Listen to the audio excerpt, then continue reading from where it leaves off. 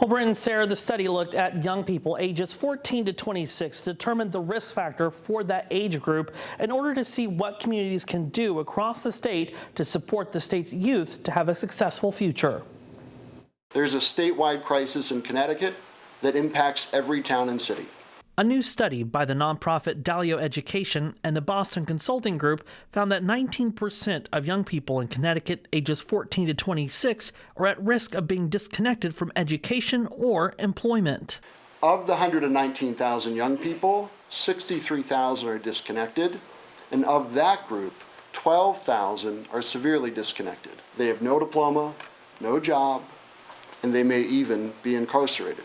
The study also found last year 1 in 3 Connecticut high school students were at risk of not graduating on time. But experts hope this report that combines social services and criminal justice data could identify ways to help get young people back on track.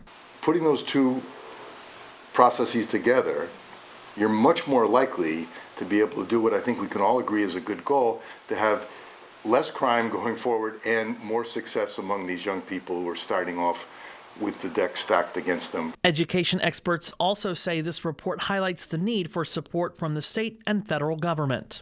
We need to use this data to make the case to our legislators at both the state and federal level that continued support after the pandemic funding ends needs to be put into place for these very specific programs that do support our young people.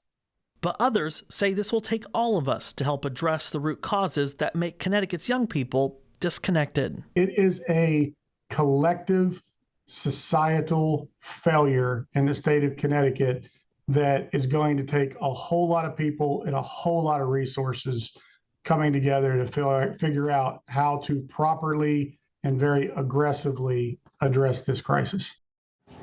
Now, Dalio Education and the Connecticut Conference of Municipalities plan to go on various cities and towns across the state to help educate community members over the next several months about this topic.